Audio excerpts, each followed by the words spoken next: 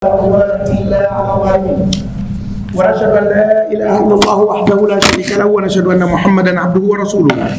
اللهم صل على محمد وآله كما صليت على إبراهيم وآله وبارك على محمد وآله كما باركت على إبراهيم وآله إنك حميد مجيد. أما بعد، السلام عليكم ورحمة الله وبركاته. Leo tuweke kumbukumbu. Tarehe ya leo kizungu tarehe ngapi na kiarabu tarehe ngapi?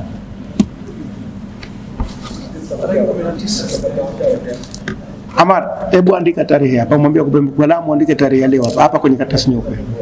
Andika tarehe unayotaka ya kizungu, ya Kiswahili, ya Kiarabu, zote mbili.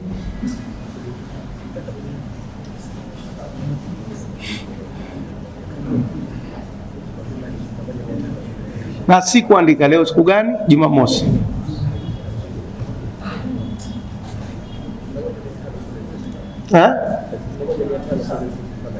Ishafika 11,500. Ndio kila mtu sasa anauza bei anotaka. Madhali Salum Msabah akasema atafundisha bei zinapanda. Wakati mwingine jina linasababisha biashara iende juu au ishuke chini. Unataka kuandika na saa unaweza kuandika na dakika. Ushaweka kumbukumbu habari? Hiyo hata wanao tena wakija wakasoma nini ndio kwa ajili ya kutoa watu mishkeli na nini, lakini inaonekana tumesema tukimaliza hapa kusomesha tutatoa fursa mtu kama na mishkeli kwenye mulha, yani pale baina al-adhan na iqama. Au mnataka turudie chote? Ndivyo ilivyo. Asineno si tunaanza tu, kwani kuanza kitu gani? Au tusome mulha leo mnataka? Wanafaidi, huu ni utangulizi tu, watafaidi. Kaeni pahala ambapo pana kitabu, mtafaidi. Wewe unaogopa nini? Kitabu hicho unasikiliza mara ngapi kwenye darasa yangu kule, bado hujiridhika tu. Wewe bwana unasoma mara ngapi kwangu vitabu hivi, mbona unalalamika nini? Ndugu yangu, ingekuwa mtu mwingine sawa, wewe kule huji ukasikiliza hichi. Sasa tena bado hauna una raha tu vile mimi nikisema wewe unasikia, unanifanya mimi radio Zanzibar sio? Ndio, lakini raha kwa sauti ya mwalimu tena kama al-bahari asema mimi sipati usingizi kama sija kusikia. Hebu amna gani? Maneno gani ya mjomba? Usiniambie maneno haya. Haya bwana, twendeni tunasoma al-wajizu fi usul al-fiqh. Kitabu hichi kinaitwa al-wajizu fi usul al-fiqh. Chenyewe kitabu kimetungwa kinaitwa usulul fiqh. Volume 2, mijalada miwili. Mikubwa kwa kweli. Chenyewe kitabu chake cha mwanzo hasa alichokitunga ni kikubwa sana. Volume 2 kila moja haipungui kurasa 200. Hichi ni muhtasari wa vitabu viwili. Hichi ni muhtasari wa vitabu tena vikubwa. Ndio maana kinaitwa al-wajizu, yani kilichofupishwa. Wajiz maana yake ni muhtasari au ufupi. Tumefahamiana? Kwa hivyo hebu kitizame kitabu hichi. Yeye anasema ni kwa ufupi. Kurasa zake, ukurasa wa mwisho kabisa anamalizia ni ukurasa wa 246. Ndio ukurasa wa mwisho 240 na anasema ndio ufupisho. Urefu wake utakuwa kurasa ngapi?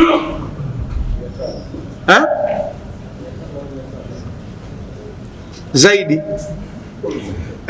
Kwa sababu ni volume 2. Juzu 2 hizo. Kubwa. Ufupi muhtasari ndio 246. Ndio muhtasari kabla hajaingia kwenye firis. Na fungua mwisho kwa 246, mwisho kabisa huko huo unatakiwa 247 ambao hakuandika namba. Hii kutubun lidoktor Wahbat Zuhaili, vitabu vilivyoandikwa na huyu jamaa Wahbat Zuhaili, vitabu alivyotunga peke yake ni hivi hapa. Ukivihesabu hivyo hakuvipa namba, vilivyokuwa mpaka sasa vimeorodheshwa na pengine imeshatunga zaidi hapo.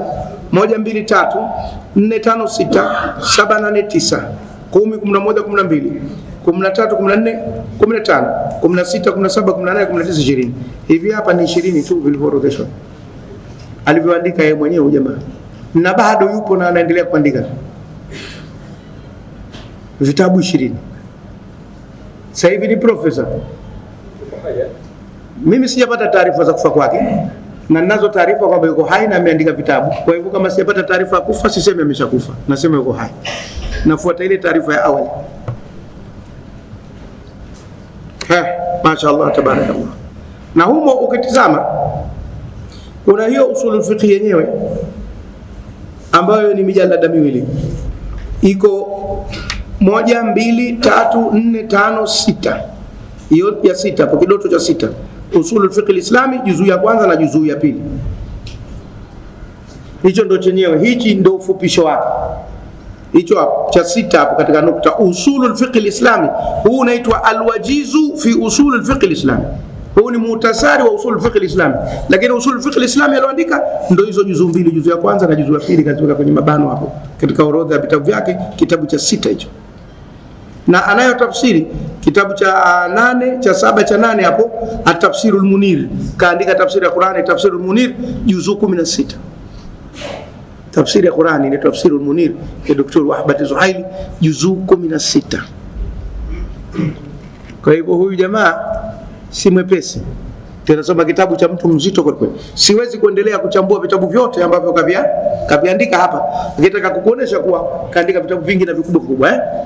Sasa turudi kwenye mwanzo wa kitabu. Kitabu chetu kinaitwa Al-Wajizu Muhtasari fi usul fiqh, katika fani ya usul fiqh. Al-Ustadh Professor Dr. Wahbat Zuhaili. Mwanamume huyu, lakini jina lake limekaa kama la kike, Wahbat, lakini mwanamume huyu. Raisu qism al-fiqh al-islami, yeye ndo mkuu wa kitivo au faculty ya sheria za Kiislamu wa madhahibi na madhehebu yake fi jamiati Dimashq, katika chuo kikuu cha Damascus, Syria. Mkuu wa kitivo, yani kitengo cha sheria zote za Kiislamu, yeye ndo mkubwa katika hicho chuo kikuu. Tena ni profesa. Ustadh kwa Kiarabu sasa hivi ni profesa. Huko kwetu ustadhi ni mtu mdogo tu anayechukua pesa ya mwezi. Kuna nini huko nyuma? Sasa wakati tuna rekodi asiingie maneno mengine. Haya. Al-Ustadh Professor Dr. yani ana degree ya 3 ya sheria, na amefundisha kwa si chini ya miaka 10 katika chuo kikuu. Amekuwa profesa. Sikusudi kumsifu sana, lakini nataka mfahamu tunasoma kitabu cha nani. Sasa sije kwa tena tunasoma kitabu hichi tunanukuu maneno, alafu anatokea mtu mkavirondo tu ovyo ovyo tu, halafu anataka kushindana na mtu aliyefanya kazi kubwa kama hizi. Awe na hoja kwa kweli. Tumefahamiana? Raisu qism al-fiqh al-islami, mkuu wa kitengo cha sheria za Kiislamu wa madhahibi, tena na madhehebu zake, sio sheria za Kiislamu na madhehebu, sio kwamba ni madhehebu moja tu, na madhehebu mbalimbali za Kiislamu. Fi jamiati Dimashq, katika chuo kikuu cha Damascus. Huko chini kasema nani amechapisha kitabu hiki. Hii ni Maktabat Ishaat al-Islami, hii imeandikwa kwa lugha ya Kiurdu, Maktaba Ishaat Islami, kwa namba hizo hapo, Santnagar, New Delhi, Al-Hindi, India. Kitabu hiki kimechapishwa India. Huko chini fungua mwanzo kwenye jina hilo, hiyo hapo chini. Na ndio maana imekuwa rahisi kidogo. Vile vilivyochapishwa India kidogo bei yake rahisi, lakini vilivyochapishwa sehemu nyingine sijui vyote, bwangaleni vyote mlivyoona vimechapishwa India au vingine vimechapishwa mahali gani. Hebu chako ndio hiyo. Haya, twendeni. Haya, tusome utangulizi, ukurasa wa 5. Utangulizi huu nitausoma haraka haraka kwa sababu si madhumuni yangu kutaka mwanafunzi auweke kichwani. Nataka afahamu tu alichokikusudia katika utangulizi. Haya, Bismillahirrahmanirrahim, tunaitafsiri siku zote, sina haja kutoa maelezo. Taqdimun, utangulizi. Alhamdulillahi alladhi khalaqal insana allamahu albayana, shukrani za Mwenyezi Mungu ambaye kamuumba binadamu akamfundisha ufasaha. Bayan maana yake ufasaha, kuweza kujieleza binadamu. Wanyama hawakupewa fasaha, hawana uwezo wa kujieleza. Anaweza kuja paka hapa ana njaa akalia tu nyau nyau, inabidi wewe sasa uanze kutafsiri nyau yake hii maana yake ninataka samaki, nimesikia harufu ya kitoweo na njaa ya muda mrefu. Hizo tafsiri zote unazitoa wewe, hajabainisha kitu. Lakini binadamu akiwa na njaa atasema na njaa, akitaka kukuomba pesa kukukopa atasema, akitaka kumgaia atasema.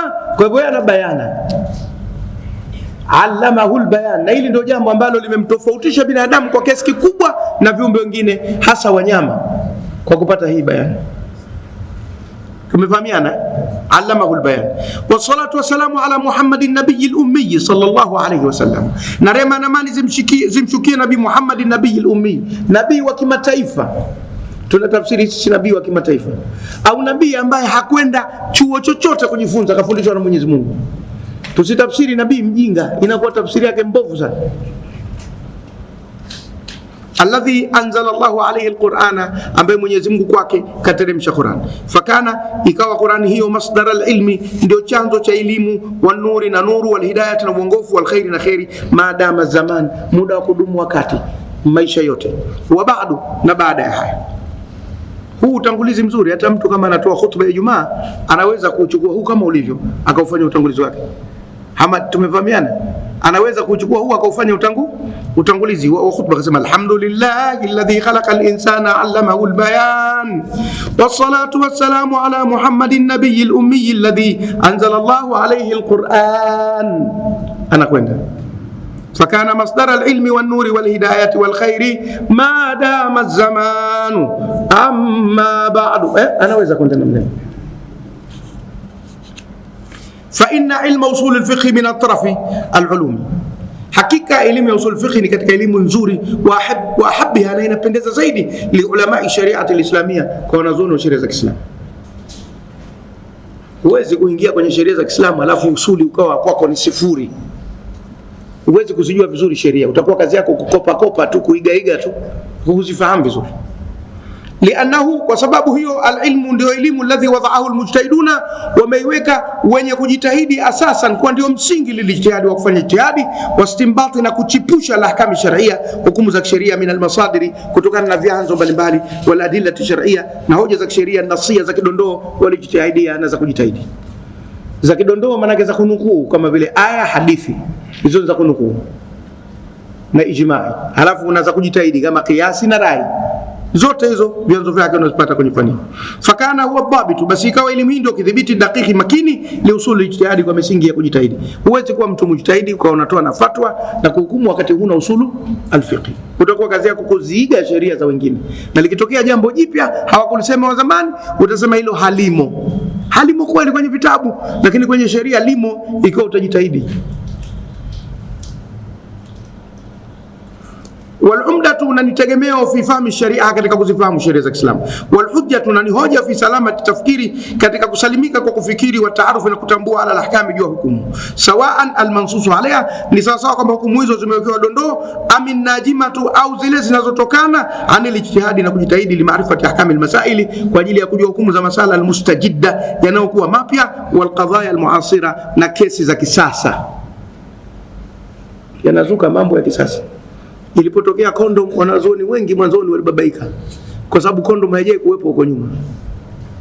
Sasa je, tusemeje? Kwa mfano mtu amezini na kondom, tumchukulie kwa kazini hajazini, maana ngozi kwa ngozi hazijakusana.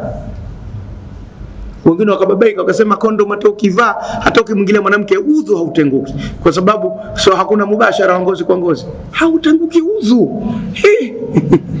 Umefahamu? Licha ya kwamba litapatikana janaba, hata udhu hautenguki. Kwa sababu hawakujua waiweke wapi ile sheria. Ndio sawa na yule daktari anayevaa gloves, alafu akaja mwanamke akamtibu, ikabidi akamshika maeneo nyeti. Je, udhu wake umetenguka au hujatenguka kwa kuvaa gloves zile? Sasa usulul fiqh ndio unakusaidia sasa utatoa vipi hukumu ya sheria kwenye masala mapya kama haya yanayozuka. Sasa hivi wamefika mahala watu wa mataifa magharibi wanabuni mambo ya ajabu katika maisha yetu sisi. Kuna kitu anaingiziwa mtu katika tumbo lake, kinawekwa sehemu za figo hivi au sehemu za kutengeneza haja, halafu akitokwa na upepo nyuma inatoka harufu ya udi, haitoki harufu mbaya. Mabaradhuli wameshangilia kweli teknolojia hiyo. Swali linakuja, je, atatenguka udhu kwa kutoka harufu ya udi? Masala mustajida. Tumefahamiana? Sasa usul fiqh unakusaidia kwamba kinachokuja kipya ambacho ni kigeni kabisa katika maelezo wanazuoni wa zamani, ukuti fatwa yake katika vitabu vya fiqh vilivyotangulia, usul fiqh utakuonesha upite vipi mpaka upate fatwa au upate mwelekeo wa sheria katika jambo hilo. Kwa wale ambao wanaangalia mtandao mmoja unaitwa Al-Fatah TV Online, nimezungumza karibu masala sijafika 50 yale. Sio kama imefika 50 lakini mengi sana. Nimezungumza masala mengi mapya yaliyojitokeza. Sasa kuna moja ile umelisema, wameliangalia sana watu kwenye mitandao, binadamu kuingiziwa viungo vya nguruwe ndani ya mwili wake. Sasa hivi wamefikia mahala mtu anaweza kuwa na matatizo akachukuliwa nguruwe akatolewa kitu ukatiwa wewe ndani ya mwili. Na imebainika kuwa hakuna mnyama ambaye viungo vyake vya ndani vinaweza kumfaa binadamu kuliko nguruwe. Je, utaweza kuwa imamu wa kuwasalisha wenzio wakati wewe unapanda la nyama nguruwe? Bila shaka huwezi kuwa imamu. Je, sala zako zitasihi? Masala mustajida yamejitokeza. Tangu zamani libainika kuwa bangi ni dawa ya vidonda vya masikio. Kama mtu ana vidonda sugu vinatoa usaga wakati kwenye masikio, ilikuwa bangi inaandikwa vizuri kama vile hina, alafu inatwangwa. Nafikiri Dacha anatoweza kutoa maelezo vizuri zaidi kwa sababu ana uzoefu wa kutosha kwenye mambo haya. Uzoefu mesizungumzii kufanya, nazungumzia uzoefu. Labda Nazao sijui hayupo hapa, lakini uzoefu tunazungumzia uzoefu. Saidi basi yupo anatosha. Uzoefu tunazungumzia uzoefu, hatuzungumzii vitendo. Inatwangwa kama hina, alafu inakuwa unga kabisa, inatiwa kwenye sikio na vidonda vinakauka. Hasa je, hukumu ya kisheria katika dini ya Kiislamu ikoje?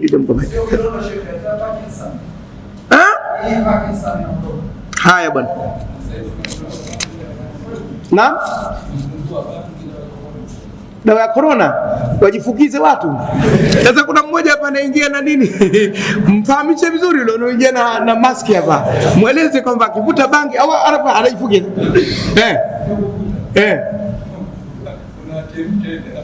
Mvuke upate kidogo steam, wewe umejaribu? Hayo yote tunasema usul fiqh inatoa mwongozo. Ukisoma usul fiqh ukafahamu vizuri mambo ya kupayuka katika sheria, unakuwa upayuki. Sasa unatulia kabisa kuangalia mambo namna hii. Kwa hivyo al-qadaya al-masail mustajida, masala yanokuja mapya, wal-qadaya al-muasira, na kesi za kisasa, mambo ya kisasa. Kuna moja mmelizungumza kwenye Al-Fatah TV Online, gumu kweli, kwamba sasa hivi wafika mahala mataifa magharibi wanachukua mbegu ya mwanamume na mbegu ya mwanamke wanaziweka kwenye chupa, zinatunzwa mpaka anapatikana mtoto. Je, ikiwa mwanamume mbali na mwanamke mbali umefanya hivyo, itakuwa zinaa? Hiyo zinaa haijawa zinaa, lakini mtoto anayezaliwa ni matokeo ya zinaa. Je, mtoto huyu atatambulika ni halali si halali? Je, maswali kadha wa kadha yanajitokeza. Usul fiqh utakusaidia. Na tunakokwenda huko mbele, dunia inavyokwenda, lazima kuwa na fani kama hizi, hasa kwa watu wa dini wanazuoni, kwa sababu kuna changamoto za kila aina. Waisraeli wametengeneza changamoto moja kubwa sana dhidi ya Uislamu. Mwanamume zimechukuliwa mbegu zake, zimekwenda kuhifadhiwa. Kuna friji maalum za kuhifadhi mbegu, liko maalum, zimehifadhiwa.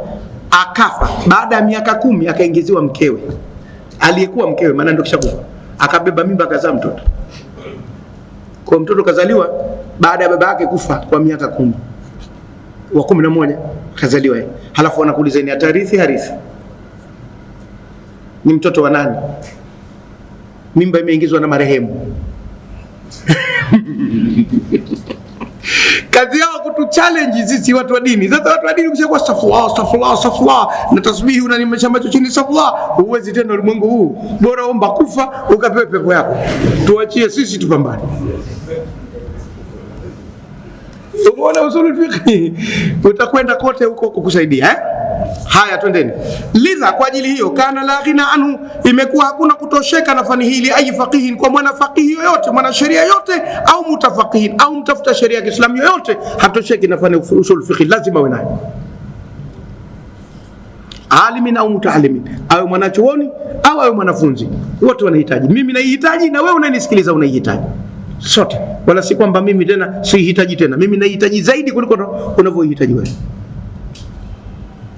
liyuzawidahu, ili imwezeshe, binadhariyatin, kwa kumpa nadharia almujtahidina, za wenye kujitahidi, kwamba Abu Hanifa kapita hivi, Malik kapita hivi, Shafi kapita hivi, Hanbali kapita hivi, nani Nawawi kapita hivi, Rafi kapita hivi, Ibadhi wamepita hivi, Shia wamepita hivi, nani wamepita hivi, upate kujua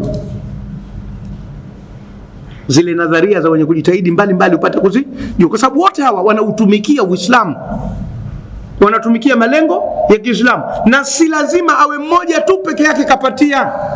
Anaweza kuwa kafanikiwa katika haya, kuna maeneo mengine imekuwa changamoto kwake, na kwa mwingine amefanikiwa katika haya, maeneo mengine imekuwa changamoto kwake. Kwa lazima kutizama huku na huku. Wale wenye mitazamo mikali ya taasub sema, shekhe, unapojibu maswali mara unasema dhehebu hili limesema hivi.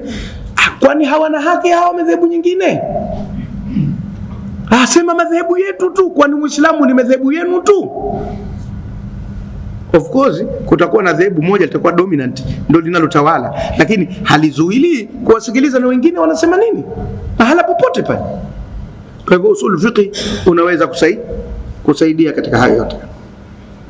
Wayudaribahu, na kumzoeza, ndio tadrib, mazoezi, ala kaifiyati, kwa ajili ya kujua fahmi lahkami, kuzifahamu hukumu. Wayuarifahu, na zimtambulishe, ala manahiji listinbati, njia za kuchipusha nini hoja. Imzoeze juu ya namna ya kufahamu na kumtambulisha njia za kuchipusha hoja. Wayuarifahu, na zimtambulishe, ala manahiji, juu ya njia alistinbati, za kuchipusha hoja, za kujenga hoja. Anajenga hoja kwa njia gani? Na nimekwambia usilazimishe sana kuandika neno kwa neno, jaribu kufahamu. Ukiweza kuyakamata yakamate, ukiweza jaribu kwanza kufahamu, hasa kwenye utangulizi. Hatuna haja ya kuandika mambo mengi kwenye utangulizi, tunatakiwa tufahamu zaidi. Kule kwenye masomo mbele tukifika, nitakwambia hapo piga mstari, hapo zingatia sana. Nitakapokuambia piga mstari, weka mazingatio makubwa. Haya, kwa hivyo kumwezesha, fayajida fihi almut'ata alaqliya, basi atapata humo ndani yake starehe ya kiakili. Atapata starehe ya kiakili, kwa sababu msomi yoyote akipata tatizo alafu hajapata jibu lake anaumia sana. Ni kama mtu wa hesabu, anapiga hesabu alafu azikubali zile hesabu, hasa akiwa mhasibu. Kapewa milioni 1, rudisha mahesabu zimetumika vipi. Kila akipiga 7.5, kila akipiga zinapungua zaidi, sasa 700,000. Toba ya Rabbi. Akitafuta na risiti zimekuwa 600,000. Mtume, hizo nyingine nazitoa wapi? Kichwa kinamuma. Mpaka mahesabu yakae sawa, aonesha jinsi ilivyotumika na kila kitu kwa risiti yake, ofe, anatulia. Na ndio maana aghlabu ya wahasibu hawanenepi. Aghlabu kimkuta mhasibu kanenepa sana, hujue ka relax au kuna njia fulani. Aghlabu ya wahasibu hawanenepi, hesabu zinaumiza sana. Atapata starehe ya kiakili. Wajalahu yuhaiminu, na kutamfanya atawale, ala afaqi sharia, katika peo za sheria. Yuhaiminu, kutawala, wal muhaiminu, mtawala au mdhibiti pia. Adhibiti au atawale peo za sheria, huku na kule anakwenda na yote anaangalia. Horizons wa mafatihaha, na funguo zake, wa kawaida, na kanuni zake, alkuliya, za jumla, wal juz'iyya, na za vipengele. Aijue hii general principle na hii specific principle, ajue kwamba hili linazungumzia mambo ya jumla na hili linazungumzia jambo maalum. Zijue zile kanuni za jumla na kanuni maalum katika kila kitu kwenye sheria. Waidraki, na kugundua almasalih, maslahi yako wapi katika dini, tutoe fatwa zenye maslahi katika dini ya Kiislamu. Walmabani, na majengo, allati qamat alaiha sharia, yalosimamia juu yake sheria ya Kiislamu. Sheria ya Kiislamu imejengwa kwa misingi gani? Ya uadilifu, ya mapenzi baina ya watu, ya utu, ya kusameheana, ya kuheshimiana, sio kutoa fatwa za kudharau watu. Kila mtu, kulluhum finari, kila bonari, watu wa motoni hao. Au kulazimisha msikiti wenye mazulia kama huu na ma-AC mtu kuingia na kiatu kilichokanyaga mavia paka.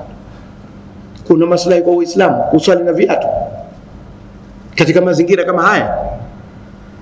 Unang'ang'ania fatwa ya kusali na viatu katika mazingira kama haya? Hatukatai, ipo sheria kusali na viatu, lakini kuing'ang'aniza na kuifanya kuwa sunna katika mazingira kama haya pia nalo halipo. Tumefahamiana? Angalau ukisema mtu kasafiri safari ndefu na hivi na hivi, unaizungumza katika mazingira yake na mambo kama haya. Au kukiacha kibla kwa makusudi, kwa kuwa wewe ni masbuku umetanguliwa, basi unageuka, unatembea kama unakwenda sokoni, unatafuta nguzo kwenda kukaa bila sababu za msingi. Kama ingekuwa pana nyoka kaanguka, au kuna mtu ana kifafa anatapika, sawa, tunaweza kufahamu, lakini bila sababu za msingi unatoa fatwa namna hiyo, maslahi yako wapi katika Uislamu zaidi ya kujenga ubishi na utofauti? Yote hayo usul fiqh itakuongoza. Wa idha kunna fi rihabi, na tutakapokuwa katika viunga alkulliyat aljamiia, ya vitivo vya chuo kikuu. Yeye hapa anasomesha akiwa chuo kikuu. Sasa wa idha kunna, tutakapokuwa fi rihabi, katika viunga. Rihab inatoka neno marhaba, lakini pia inatumika rihabi viunga au maeneo. Wa huwa awwalu man ahda albuduna ila rihabil haramia. Ni watu wa bid'a, mbona mmenyamaza, muitikii? Mnatuachia sisi watu wa sunna tusiofahamu maulidi. Wa huwa awwalu man ahda albuduna ila rihabil haramia, katika viunga vitukufu vya Maka. Yeye ndo mtu wa mwanzo aliyepeleka zawadi ya ngamia. Watu wote wanakwenda mbuzi kondoo, yeye kapeleka ngamia. Rihabi ni viunga, na ukaribisho pia inatoka neno marhaba, yani maeneo. Sasa wa idha kunna, na tunapokuwa fi rihabil kulliyati, katika viunga vya vitivo aljamiia vya chuo kikuu, la nastati'u lihatata, hatuwezi kuzingira bijamii maatiyati hadha alilmi alazim, vipawa vyote vya elimu hii kubwa hatuwezi kuvizingira tukazungumza kila kitu, kwa sababu chuo kikuu nacho kina tatizo moja, kwamba unasoma mambo mengi. Hasa haiwezekani tena usulul fiqh ukachukua kila kitu. Zile lectures zinapewa muda, ule muda hautoshi kueleza kila kitu. Kwa hivyo ukitaka ziada utatoka nje. Ndio maana mimi nikiwa Madina pale miaka yangu mitatu, nilikuwa sitegemei elimu ya chuoni tu pale. Kuna mabasi pale umetokea baada la asiri tu yanakupeleka msikiti wa Mtume SAW Madina, kutoka chuo mbali kidogo, mnapelekwa bure na chuo.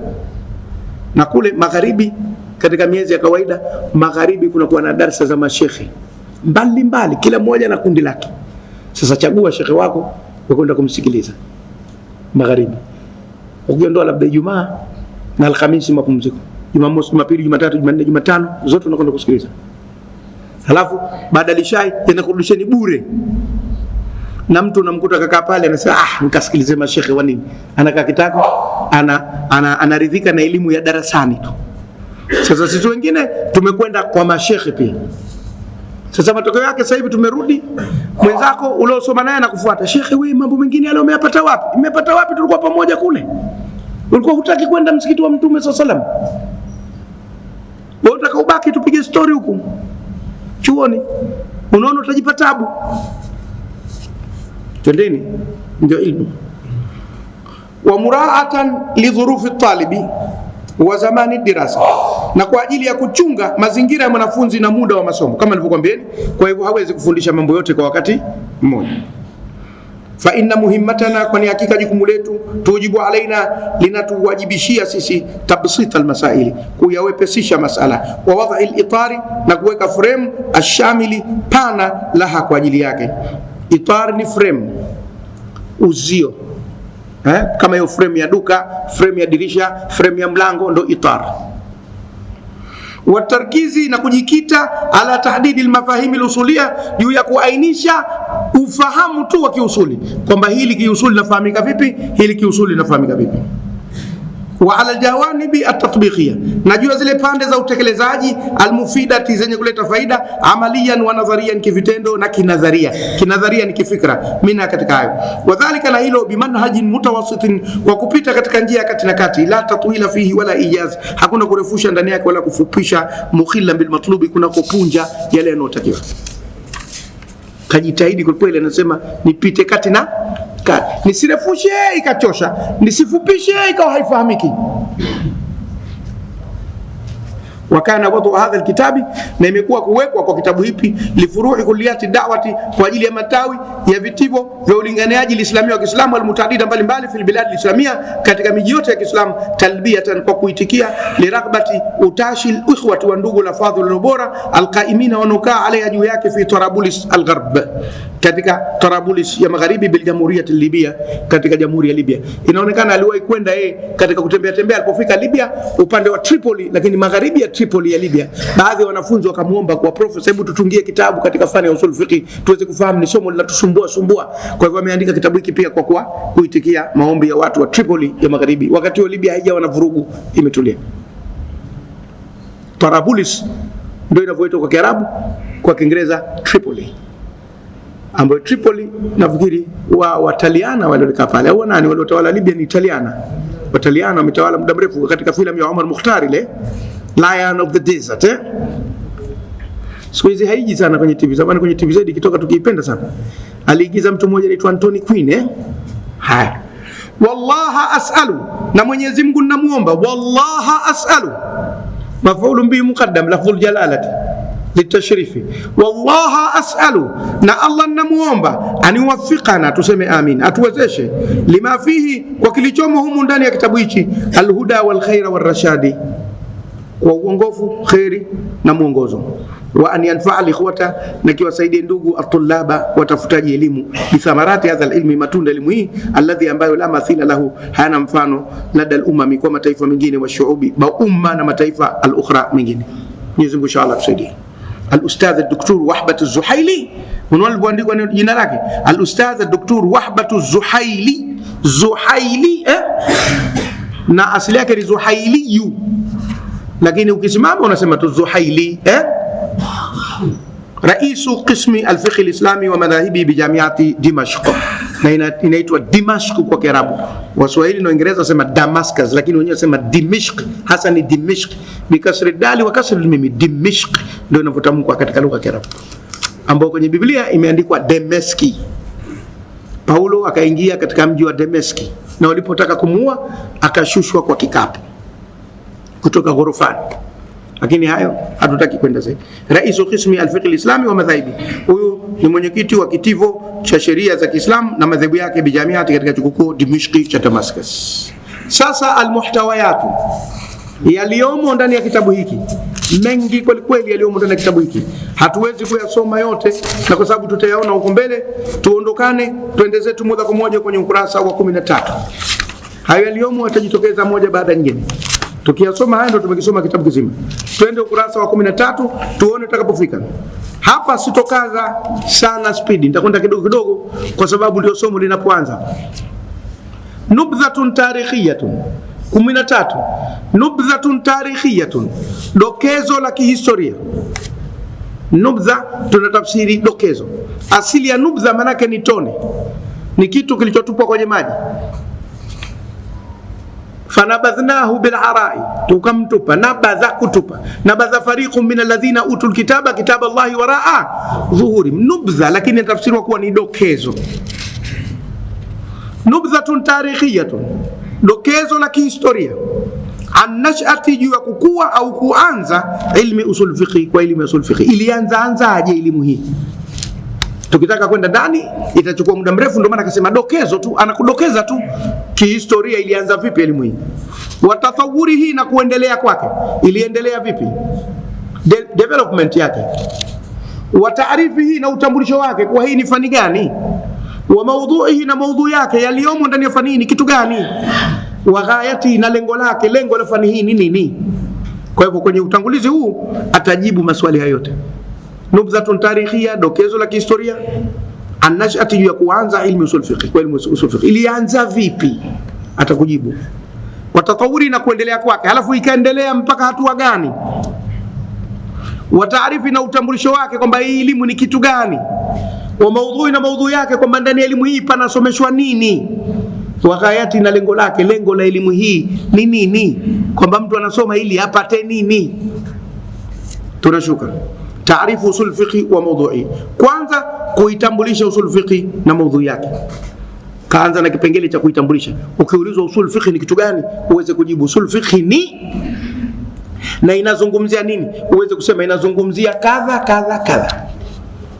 Tutakwambieni usulul fiqh maanahu adillatul fiqh. Usul fiqh maana yake ni hoja za sheria. Piga mstari kwenye neno adillatul fiqh kwa penseli. Adillatul fiqh, hoja za kisheria. Tulisema tukisomesha kitabu hichi watu wawe na penseli, lakini nafikiri maandalizi bado hajawa tayari. Huyo unamnyang'anya ya kwake, yeye mwenyewe anaona raha, hataki kuitoa. Adillatul fiqh, hoja za kisheria, kwamba sheria yako unaoifuata ina hoja gani. Kwa mfano, ukiambiwa lazima usali, kwa hoja gani? Lazima ufunge, kwa hoja gani? Lazima utoe zaka, kwa hoja gani? Si kila Muislamu anaweza kufanya jambo hili. Ndio maana hao umezuka jamaa wanakuja kila wanafanya kwamba hati dalil, hati dalil, hati dalil. Ukitoka na upepo nyuma, udhu umetenguka, hati dalil, nipe hoja. Kuja hapa kuna tengua udhu kwa hoja gani? Aya, hadithi, hati dalil. Kila mtu ataweza hilo? Kila mtu ataweza hilo? Hata hizi sheria za nchi tu, si kila raia anaweza akajibu kila swali la kisheria mpaka waje wataalamu. Hizi za nchi tu. Kuvuta bangi haruhusiwi, lete hoja. Kunywa gongo nchi imekatazwa, lete hoja. Kufuga nguruwe mitaani haitakiwi, lete hoja. Iko wapi hoja ya kisheria kwa kila raia? Sasa unarudi kwa Waislamu wa kawaida, waambia hati dalili. Hati dalili muulize mwanachuoni, kwa sababu ndo ambaye amesomea ile fani. Unakwenda kumuuliza raia wa kawaida, kwani watu wote watazijua hizo hoja? Sasa hapa tunasoma fiqh, adillatu al-fiqh. Wa hiya, nazo ni nini? Usuli alqawaid, ni misingi allati yutawassalu biha, ambayo anafikia yatawassalu biha almujtahidu, anafikia mwenye kujitahidi ila istinbat alahkam shar'iyya, kuchipusha hukumu za kisheria, alamali za vitendo, min adillati ya tafsilia, kwa hoja zake za upambanuzi au mbalimbali. Piga mstari kwenye neno mujtahidu, alafu piga mstari kwenye adilla tafsilia mwisho kabla ya full stop. Narudia, wa hiya alqawaid, nazo ni kanuni, allati, ambazo yatawassalu biha, anazifikia almujtahid, mwenye mujtahidi, ila simbati, katika kuchipusha alahkam shar'iyya, hukumu za kisheria, alamalia za vitendo, min adillati tafsilia, kutokana na hoja zake mbalimbali. Kwa hivyo anajua nifanye vipi mpaka nipate hoja katika jambo hili. Lakini mtu anaitwa mujtahid, sio kila mtu atakuwa mujtahid. Mujtahid ni daraja fulani, inakuwa ni kama lawyer, mwana sheria tayari kasomea zile sheria, ndio mujtahid. Hawezi kuwa mujtahid kila mtu. Katika lugha unasema huyu kajitahidi sana, mujtahidi sana, sio mujtahidi katika lugha. Tunasema mujtahidi katika sheria. Katika lugha mtu yote akijitahidi, anaelima kajitahidi, anayevua kajitahidi, hata mchukuzi akiubeba mzigo mzito akaufikisha kunako, sio sema kajitahidi. Lakini hatuzungumzi mujtahidi aliyojitahidi kubeba mzigo. Tunazungumzia mujtahidi, mtu ambaye amefika mahala anazifahamu sheria, anaweza akajenga hoja za kisheria kutoka maeneo mbalimbali, kutoka kwenye aya, kutoka kwenye hadithi, kutoka kwenye makubaliano na zuoni, kutoka kwenye kiasi, kutoka kwenye rai, kutoka kwenye maslahi, anaweza kuijenga hoja ya kisheria. Huyu anaitwa mujtahid ambaye ni lawyer tayari. Walqawaid, na kanuni, hiya dhawabitu, ndio vidhibiti alkulliya, vya jumla, alama, vya pamoja, allati, ambavyo tashmulu ala ahkami aljuz'iyya, vinazikumba hukumu zote za kivipengele. Juz'iyya, kipengele kimoja kimoja. Narudia, walqawaid, na kanuni, hiya dhawabitu, ndio vile vidhibiti alkulliya, vya jumla, alama, vya pamoja, si havimuhusu mtu mmoja, vinahusu watu wote, allati, ambavyo tashmulu, vinakumba ala ahkami aljuz'iyya, juu ya hukumu za vipengele, hukumu moja moja zote zitaingia. Mithlu, mfano, qaidati, kanuni inasema hivi, al-amru lilwujubi wan nahyu litahrimi. Hii ni kanuni kubwa sana ya usuli. Al-amru lilwujubi, amri ikitoka ni kwa ajili ya wajibu, wan nahyu, na katazo likitoka ni kwa ajili ya haramu. Yani kwa ujumla, kila kilichoamrishwa na Mwenyezi Mungu lazima kitekelezwe, na kila kilichokatazwa na Mwenyezi Mungu lazima kiachwe. Kwa hivyo ikiwa lazima kitekelezwe, amri ni ya wajibu, na ikiwa lazima kiachwe, maana katazo ni la haramu. Na hali kadhalika akiamrisha Mtume sallallahu alayhi wasallam lazima tutekeleze, na akikataza lazima tuache. Huo ndio msingi. Al-amru lilwujubi wan nahyu litahrimi. Al-amru lilwujubi wan nahyu litahrimi. Amri ni ya kuwajibisha na katazo ni la kuharamisha, mpaka izimuliwe. Kama ikija tena sheria imeamrisha jambo kisa, lakini ikiwa hivi basi fanyeni hivi, au katazo lakini ikiwa hivi basi fanyeni hivi. Kwa hivyo imezimuliwa. Ikizimuliwa sasa itaondoka kwenye wajibu na haramu, itaingia kwenye makruh, itaingia kwenye ruhusa. Lakini ikija kavukavu, basi wa amru lilwujubi wa nahyu litahrim. Hapa ndipo Uislamu unapofananishwa na jeshi, kwamba sasa hivi wakiingia askari jeshi hapa na magwanda yao, wakasema nyanyukeni nyote muondoke hapa, nani atabaki? Mie shehe wenu wa mwanzo nitafika mlangoni kabla yenyewe hapa mboka chini, kwa sababu al-amru lilwujubi. Wakiingia wakasema shekhe nyamaza kimya, nitanyamaza hapa kama bubu, na uenda Kiswahili nikakisahau, kwa sababu an-nahyu litahrim. Kwa hivyo katika dini ndio imekuwa kama ujeshi hapa, kuwa Mwenyezi Mungu akiamrisha lazima litekelezwe, akikataza lazima liachwe. Hali kadhalika Mtume sallallahu alayhi wasallam, wa atiiu Allah wa atiiu Rasul. mpaka ije kuzimuliwa. Kwa hivyo al-amru lilwujubi wa nahyu litahrim. Fa qawluhu ta'ala, basi kauli yake Mwenyezi Mungu tukufu aliposema wa aqimus salata wa atuz zakata, nasimamisheni sala na toeni zaka, itakuwa lilwujubi kwa sababu hizi ni amri. Suratul Baqara yadullu, inaonesha ala fardhiyati salati wa zakati, juu ya ufaradhi wa kusali na kutoa nini? Zaka, kwa sababu ni amri ya Mwenyezi Mungu, wal amru lilwujubi. Wa qawluhu ta'ala, na kauli yake Mwenyezi Mungu aliposema wala taqtulu an-nafsa allati harrama Allahu illa bilhaqqi, wala msitoe roho ambayo Mwenyezi Mungu kaipa heshima isipokuwa kwa haki. Kama yeye ameua, na yeye itabidi auliwe. Kakataza kuitoa roho, wala taqtulu an-nafsa. Kwa hivyo an-nahyu litahrimi, kwa hivyo kuua itakuwa ni haram. Wa qawluhu wala taqrabu zina, na aliposema wala msisogelee zina, achilia mbali kuifanya, kuisogelea.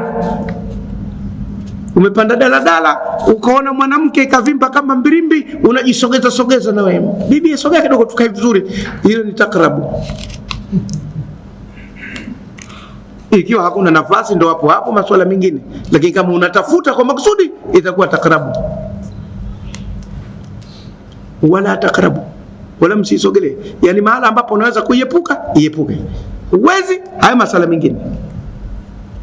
Wala taqrabu zina, kwa hivyo inaonesha uharamu. Yadullu ala tahrimi alqatl al-amd al-udwan, inaonesha uharamu wa kuua kwa makusudi, kwa kufanya uadui, wa tahrimi zina, na kuharamisha zina.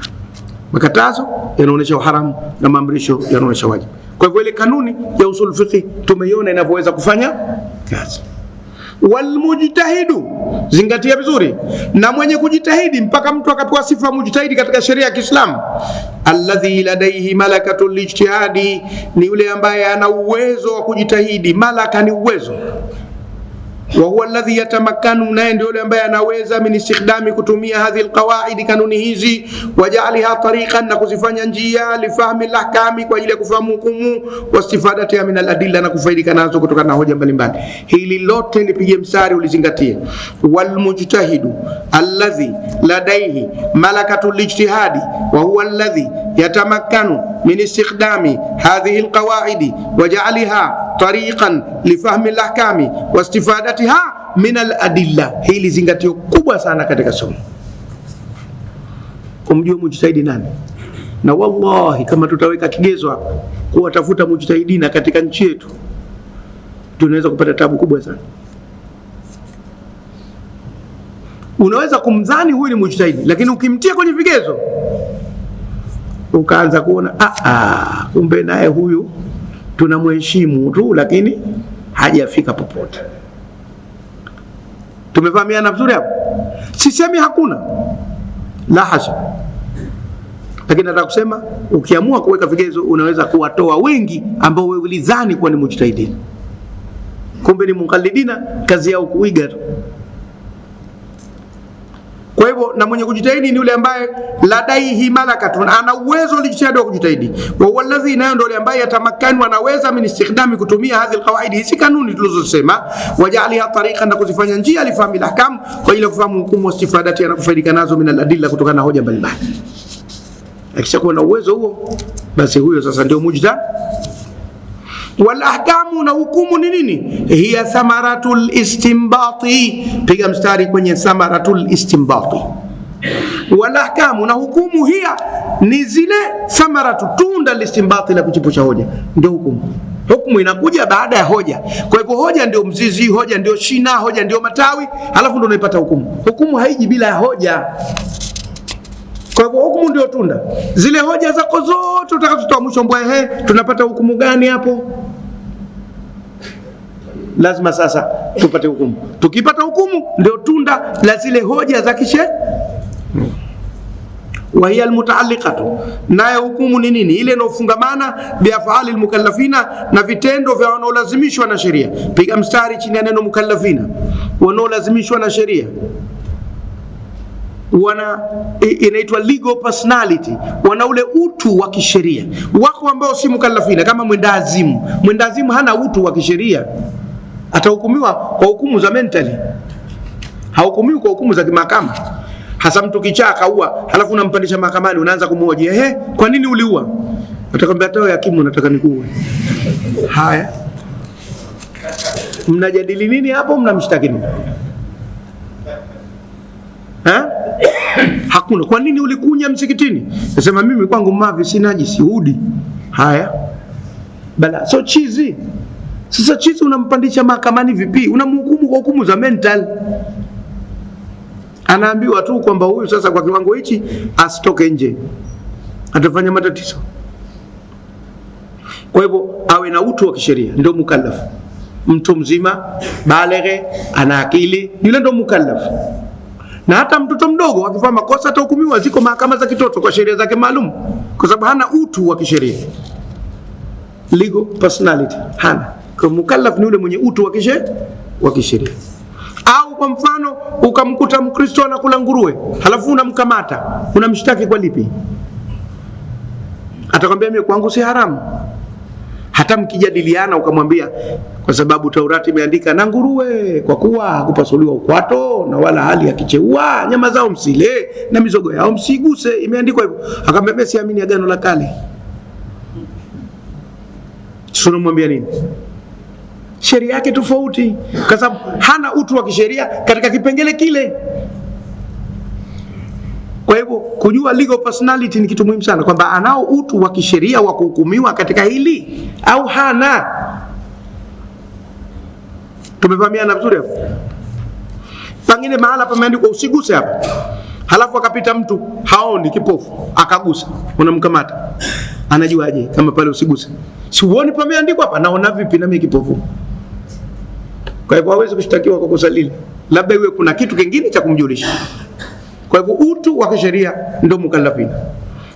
Almutaabidina bisharia, wenye kuabudu kwa kutumia sheria yetu sisi ya Kiislamu. Wasifatan iyaha, zikielezea hukumu hizo, imma bil ijabi, imma kwa kuwajibisha, ka fardhiyati salati, kama fardhu wa sala, au bitahrimi, au kuharamisha, ka tahrimi riba wa zina wal khamri, kama kuharamisha riba, zina na pombe, au bitakhiri, au kwa khiyari, wal ibahat, na kuhalalisha, kal akli wa shurbi, kama kula na kunywa, fil ahwali al adiya, katika hali za kawaida, wal bai'i wal ijarati, na kuuza na kukodisha, au bin nadmi, au kwa njia ya usunna, mithlu kitabati daini, kama vile kuandika deni, wal ijtihadi wal ishhadi, na kuweka mashahidi al bay katika biashara, au bil karaha, kwa njia makruh, ka salati inda tulu'i shamsi wa ghurubiha, kama kusali wakati jua linazama au linachomoza, wa tarki sunna, na kuacha sunna, wala adabi, na adabu sharia za kisheria, wa tusema hadhihi al-ahkam bil ahkam al-amaliyya, na hizi zinaitwa hukumu za kivitendo. Ziko wazi hukumu za kivitendo. Tulosoma fiqh, tulosikiza fiqh tunazijua. Ndio maana nimekwenda haraka haraka. Kuna wajibu, kuna haram, kuna mandubu, kuna makruhu, na kuna mubaha. Ziko 5. Wajibu ni ile jambo ambalo ukilitenda utalipwa thawabu, na ukiliacha utalipwa dhambi. Haramu ni ile jambo ambalo ukilitenda utalipwa dhambi, na ukiliacha kwa nia kuliacha, kuliepuka, utapata thawabu. Sunna ni jambo ambalo ukilifanya utapata thawabu, ukiliacha upati dhambi. Makruh ni jambo ambalo ukilifanya upati dhambi, lakini ukiliacha kwa nia kuliacha utapata thawabu. Na mubaha ni jambo lokaa kati na kati, neutral. Ukilifanya upati dhambi wala upati thawabu, na ukiliacha upati dhambi wala upati thawabu. Labda unuie kulifanya kwa ajili ya kujikaribisha kwa Mwenyezi Mungu, litageuka kwa thawabu akipenda mwenyewe Mwenyezi Mungu. Hizo ndio sheria 5 ziko wazi kila siku tunazozungumza. Hasa hukumu za kisheria ni zile ambazo dini imesema hili haramu, hili wajibu, hili mandubu, hili makruhu, hili mubaha. Zile ndio ahkamu sheria 5 ambazo zitasomeshwa kwa kirefu huko mbele. Hapa kazikumbushia tu kwenye utangulizi. Fi muqabili al-ahkami al-i'tiqadiyya, katika kinyume cha hukumu za kiitikadi, haziingii huku kwenye sheria usul fiqh. Kal imani billahi, kama kumwamini Mwenyezi Mungu, wa wahdaniyati, na umoja wake kwamba ni mmoja, wa malaikati, na malaika wake, wa kutubi, na vitabu vyake, wa rusul, na mitume yake, wa yawmil akhir, na siku ya mwisho. Haya ni mambo ya tauhidi. Hatuyazungumzi katika usulul fiqh kwa sababu hapa tunazungumzia sheria, tuzungumzie mambo ya imani ya tauhidi.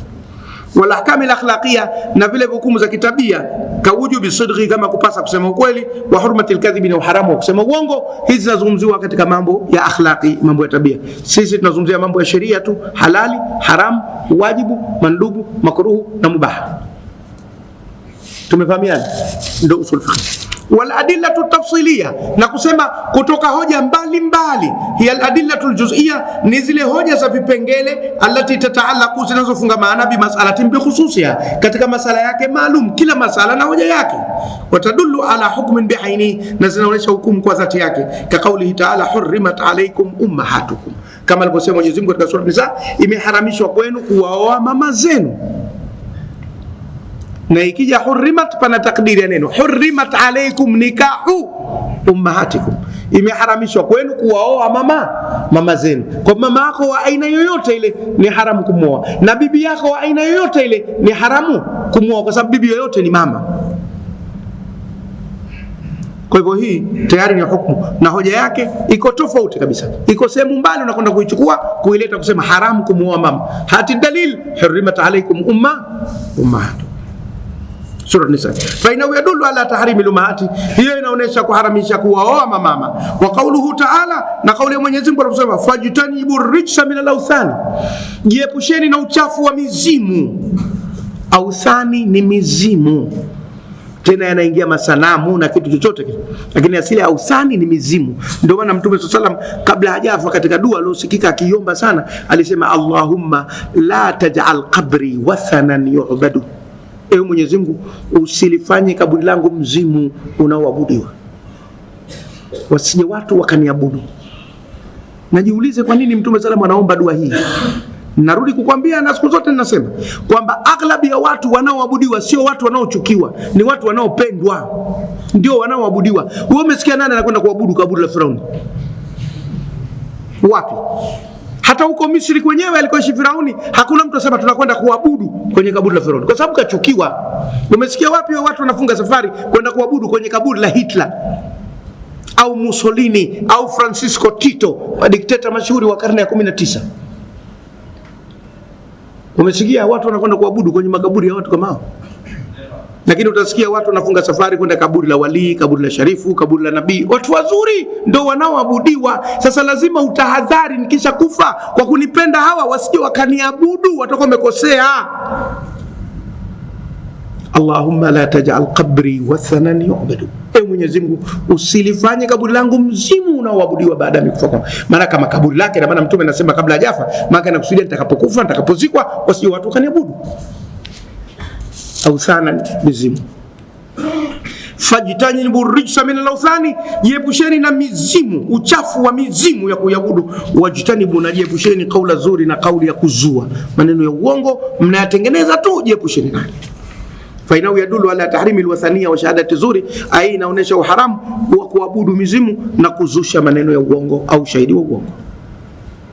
Wa yuqabiluha al-adillatu al-ijmaliyya, na kinyume chake ni hoja zile za jumla au al-kulliyya za pamoja. Wa yallati la tataallaqu, ambazo hazifungamani bi mas'alatin bi khususiha, na mas'ala maalum, wala tadullu ala hukmin bi ainihi, wala zioneshi hukumu yenyewe peke yake. Kal qawli bi anna masadir al-ahkam ash-shar'iyya, kama kusema kuwa vyanzo vya hukumu za sheria ya Kiislamu ni hivi: hiya al-kitabu was-sunnatu wal-ijma'u wal-qiyasu wa ma yataallaqu biha, ambapo nini? Kitabu cha Mwenyezi Mungu Qur'ani, sunna za Mtume Muhammad sallallahu alaihi wasallam, ijma', makubaliano wanazuoni wote wa Kiislamu, wal qiyas, na kulinganisha sheria iliyotajwa kwa sheria isiyotajwa. Qiyas maana yake ni kulinganisha sheria iliyotajwa kwa sheria isiyotajwa. Yani kuna sheria haikutajwa na kuna sheria imetajwa, sasa unalinganisha kuzipa hukumu moja, hiyo ndio qiyas. Wama yataallaqu biha, na anofungamana na hayo. Na kwa hivyo katika kiwango cha chini usul fiqh unaweza kukusomesha tu Qur'an, sunna, ijma'i na qiyas, ukawa umeshafahamu kwa ujumla usul fiqh unasema nini. Lakini mbele ziko tena zinazofuatana, utasoma masalih al-musala, utasoma hichi, utasoma kile, yako mengi huko mbele yanayoungana na haya, lakini ya msingi ni manne: kuisoma Qur'ani katika upande wa sheria, kusoma hadithi za Mtume kwa upande wa sheria, kusoma makubaliano na wanazuoni kwa upande wa sheria, na kusoma sheria ya mlinganisho baina lilotajwa hukumu na lisilotajwa hukumu katika sheria. Wa anna al-amra lilwujubi, na kwamba amri ni ya wajib, tushasema huko nyuma. Wa nahya litahrimi, na katazo ni kwa ajili ya haram. Wa nahwi dhalika, na mfano hayo. Wa hadhihi al-adillatu, na hoja hizi, ala mahalli bahthi al-usuli, ndio hiya mahallu bahthi al-usuli, ndio mahala hasa kwa utafiti wa usuli unatafiti hoja hizi. Wa amma al-adillatu tafsilia, ama hoja mbalimbali, fa hiya mahallu bahthi al-fiqh, hapo ndo mahala pa tafiti za nini, za fiqh. Usuli unakwenda katika mambo ya jumla zaidi. Watakunu na inakuwa wadhifatul usuli, jukumu la mwana usuli sasa, au kazi ya mwana usuli. Mtu aliyesoma usul fiqh kazi yake nini? Albahthu anil qawaid alkulliyah, kutafiti kanuni za jumla, allati tuaddi, zinazopelekea ila istinbati alahkami aljuz'iyya, kuchipusha hukumu za vipengele. Maneno yalotumika humu yote tumeshasema huko nyuma. Wa wadhifatul faqih, na jukumu la mwana fiqh inakuwa nini? Tatbiqu alqawaid alusuliyah, kuzitekeleza kanuni za kiusuli fi majali istinbati, katika uwanja wa kuchipusha hoja, bi an yastanbita alahkam aljuz'iyya min aladilla aljuz'iyya. Yeye anatoa hukumu za kipengele kutokana na hoja za kipengele, hendi kwenye mambo ya jumla. Yeye anakwenda kwenye jambo moja, mtu wa fiqh specific. Unakwenda kumwambia bwana, nimetia udhu, halafu baadaye nikamwona mwanamke kakauchi, nikamtizama, je, udhu nao? Mtu wa fiqh anakwenda kwenye kesi moja, tofauti na mtu wa usuli anakwenda kwenye mambo ya nini? Ya jumla. Kwa hivyo ukitaka kufananisha kibiashara, mwenye usul fiqh ni yule anayeuza maduka ya jumla, na mwenye fiqh ni yule anayeuza maduka ya reja. Ukenda kununua sabuni boksi zima, umekwenda kwa mtu wa usul fiqh. Ukenda kununua sabuni pakiti moja, umekwenda kwa mtu wa fiqh. Tumefahamiana vizuri hapo? Yani watu wa fiqh wanakwenda kwenye kipengele kimoja, watu wa usuli wanakwenda kwenye vipengele vya jumla, ndio tofauti yao. Na kwa hivyo kumbe mwenye fiqh lazima akanunue kwanza kwa usul fiqh, halafu ndo aje auze kama mtu wa fiqh. Kama ilivyokuwa mtu wa reja akanunue kwanza kwenye maduka ya jumla, halafu ndo aje auze. Kwa hivyo mwenye fiqh anamtegemea mwenye usuli kuliko mwenye usuli kumtegemea mwenye nini? Mwenye fiqh. Tumeelewana vizuri hapo? Wale wa fiqh wanakwenda kipengele kimoja, watu wa usuli wanakwenda katika ujumla wake. Hivyo ndivyo ilivyo. Hatari. Kullu hukmin ala hida, kila hukumu kwa mpaka wake, min dalili, kutokana na hoja yake, alwarid fi, ilokuja ndani yake. Ai, kwa maana anna alusuliya, kwamba mwana usuli yaktasiru bahthu, hufupika tafiti lake, ala dalili alkulli, katika hoja ya jumla. Piga mstari kwenye neno kulli. Wama yadullu alayhi, na kinachoonyeshwa na hoja hiyo, min hukmin kulli, kwa hukumu ya jumla. Piga tena mstari kwenye kulli ya pili, liwadhi alqawaid alkulliyya listinbati alfaqih, kwa ajili ya kuweka hukumu za ujumla kwa ajili ya kuchepusha hoja kwa mwanasheria. Walfaqihu yaktasiru bahthuhu ala dalili aljuz'i, ama mwenye fiqh utajifunga utafiti wake katika hoja ya kipengele. Piga mstari kwenye neno juz'i. Wama yadullu alayhi min hukmin juz'i, na kinachoonyesha juu yake katika hukumu ya kipengele. Piga tena mstari kwenye juz'i. Umeona kuwa kwa mwana usuli neno lilotamba ni kulli, kwa mwana fiqh neno lilotamba ni juz'i. Tumefahamiana? Yule mtu wa usuli yeye anakwenda katika mambo ya jumla, lakini mtu wa fiqh anakwenda kwenye mambo ya reja au specific. Tumefahamiana? Na kwa hivyo ikiwa mtu wa jumla kauza bidhaa mbovu, na mtu wa reja atauza bidhaa gani? Mbovu vile vile. Na usuli wako ukiwa mbovu, na fiqh yako itakuwa nini? Mbovu. Kwa hivyo jiandae vizuri wana usuli imara, ili fiqh yako iwe imara. Mengine usiyaweke kichwani, tusogee tufike kwenye lengo, alafu tupumzike, maana zake nzito zote. Wa maudhu usul fiqh, yaliyomo katika usul fiqh ni nini? Amrani, mambo mawili tu. Huma, nayo ni haya, al-adillatu shar'iyya. Piga mstari kwenye al-adillatu shar'iyya. Amrani, mambo mawili. Huma, hayo al-adillatu shar'iyya, hoja za kisheria, min haythu kauniha adata listinbati, zikiwa kama nyenzo ya uchufushaji wa hoja, wala ahkami shar'iyya. Piga mstari, na hukumu za kisheria. Min haythu kauniha, kwa upande wa kuwa kwake, natija listinbati, ndio matokeo ya uchufushaji wa hoja. Wa annaha tathbutu bil adilla, na kwamba zinathibiti kwa hoja. Narudia eneo hili kwa sababu lina umuhimu mkubwa sana, lakini mzee atuangalizie kama ni wakati wa dhana, tupate kitu kwanza. Arihna biha ya Bilal. Narudia hapo, wa maudhu usul fiqh, na yaliyomo katika fani ya usul fiqh amrani, mambo mawili. Huma al-adillatu shar'iyya, kwanza kuna hoja za kisheria, min haythu kauniha, kwa upande wa kuwa kwake, adata listinbati, kuwa ndio nyenzo ya uchepushaji wa hoja. Wal ahkami shar'iyya, la pili ni hukumu za kisheria, min haythu kauniha, kwa upande wa kuwa kwake, natija listinbati, ni matokeo ya uchepushaji wa hoja. Kwa hivyo kwanza unasoma zile hoja, halafu unasoma matokeo ya hoja hizo ni kitu gani. Wa annaha tuthbatu bil adilla, na kwamba hizo zinathibitishwa kwa hoja, sio kwa maneno kichwa mchungwa. Wa hadhi nadhariyatu jamhuri al-usuliyina wa hiya rajiha, na huo ndo mtazamo wa walio wengi katika usuli, na ndio wenye nguvu. Lanahum yaquluna, kwa sababu wanasema maudhu usul fiqh, maudhu usul fiqh ni nini? Huwa al-ahkamu shar'iyya min haythu thubutiha bil adilla. Piga mstari kuanzia huwa mpaka mwisho. Huwa al-ahkamu shar'iyyatu min haythu thubutiha bil adilla. Hiyo ndio maudhui. Ukiulizwa maudhui au yaliomo katika usul fiqh nini, unasema huwa al-ahkamu shar'iyya, ni hukumu za kisheria, sheria ya Kiislamu, min haythu thubutiha bil adilla, kwa upande wa kuzithibitisha kwa hoja. Usul fiqh inataka kila kitu kithibitishe kwa nini? Kwa hoja. Sheria inasema nini na hoja yake ni kitu gani? Inakuimarisha hasa katika elimu za leo zenye mijadala na ubishi. Tumalize kipengele cha mwisho hichi. Wa amma al-fiqh, amma fiqh fa huwa al-ilmu, ni kujua bil ahkam sharia al-amaliya, hukumu za kisheria za vitendo, al-muktasabu, zinazochumwa min adillati tafsilia, kutokana na hoja zake mbalimbali. Au kwa maneno mengine, huwa majmu'atul ahkam sharia, ni orodha ya hukumu za kisheria, al-muktasaba, zinazochumwa min adillati tafsilia, kwa hoja zake mbalimbali. Piga mstari baada ya neno au. Huwa majmu'atul ahkam sharia al-muktasabatu min adillati tafsilia, ndio maneno mazuri. Ni orodha ya hukumu za kisheria zinazochumwa au zinazopatikana kutokana na hoja zake mbalimbali. Hiyo ndio fiqh. Fiqh ni nini? Orodha ya hukumu za sheria ya Kiislamu zinazopatikana kutokana na hoja mbalimbali. Kwamba sala iko hivi, udhu iko hivi, zaka iko hivi, saumu iko hivi, hija iko hivi, ndoa iko hivi, mirathi iko hivi, talaka iko hivi. Yote yanayopatikana, ile ndio fiqh. Ataeleza wa huwa yashmulu, nayo inakumba jamia ma huwa maarufu, yote yanayojulikana, min nathriyati al-ahkami, katika tungo za hukumu, alwajibati, za wajibu, walmandubati, za sunna, walharam, za haramu, walmakruha, za makruh, walmubaha, na mubaha. Nathriyati, tungo. Nathari ni zile zilizotungwa, vitabu na kusudia. Wa ahkami al-fardi, na hukumu za mtu mmoja mmoja, wal usrati, na familia, wal wasiya, na wasia, wal waqfu, na waqfu, wal mirathi, na mirathi. Yote yanasomeshwa katika fiqh.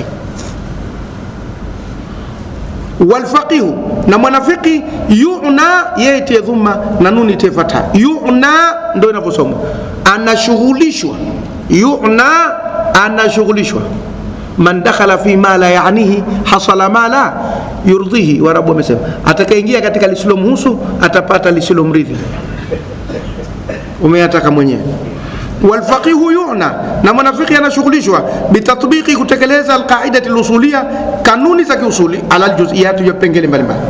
Fa huwa alladhi yastanbitu hukma wujubi salah, yeye ndo anayejenga hoja ya wajibu wa sala, min qawli ta'ala, kutokana na kauli ya Mwenyezi Mungu aliposema wa aqimus salah. Akiulizwa limadha salatu fard, kwa nini kusali ni fardhi, atasema li anna Allah ta'ala yaqulu wa aqimu. Wayastanbitu hukma tahrimi sarika, na anachipusha hukumu ya uharamu wa kuiba, min qawlihi ta'ala wasariqu wasariqatu faqta'u aydahuma. Akaambiwa kwa nini uizi haramu, asema kwa sababu Mwenyezi Mungu akasema wasariqu wasariqatu faqta'u aydahuma, anaiba mwanamume na aiba mwanamke, kateni mikono yao. Kama keshaweka adhabu, maana yake hilo ni kosa. Hakuna adhabu mahala pasipokuwa na kosa. Kwa hivyo hii hoja ya adhabu ndio inathibitisha kosa. Kwani wewe ukimkuta mtoto analia, baba kanipiga, kwani umefanya kosa gani? Ndio utakalomuuliza. Kwa sababu mtu apigwi kama hakuna kosa. Kwa hivyo kama kakatwa mkono, maana yake kaiba. Kwa hivyo kuiba ni kosa. Wa mawdhu'ul fiqh, na yaliomo katika fani ya fiqh, huwa fi'lul mukallaf, ni vitendo vya mlazimishwa na sheria. Yule mukallaf ambaye si mwendazimu, si mtoto mdogo, min haythu ma yathbutu lahu, kwa upande wa kinachothibitika kwake, min al-ahkam sharia, katika hukumu za sheria. Walfaqihu, sasa na mwanafiki ni nani? Mtu mpaka kitwa faqih. Walladhi yabhathu, ni yule anayetafiti, fi anshitati, katika vitendo au katika harakati, tafsiri harakati, katika harakati, wa faali al-mukallafi, na vitendo vya mlazimishwa na sheria, min bai'in, ikiwa kuuza, wa ijaratin, au kukodisha, wa rahnin, au kuweka rahani, wa wakalatin, au kuwakilisha, wa salatin, na kusali, wa saumi, na kufunga, wa iqrari, na kukiri kama anadaiwa, wa shahadatin, na kutoa ushahidi, wa wasia, na wasia, wa waqfu, na mambo ya waqfu, wa jarimati, na makosa jinai, min qatlin, kama kuua, wa qadhfin, na kutuhumu mtu, wa sarikati, na kuiba, wa zina, na kuzini, wa akli mali bil batili, na kula mali kwa njia batili. Na yote haya yanatajwa katika fiqh, katolea mifano. Wassalamu alaikum wa rahmatullahi wa barakatuh.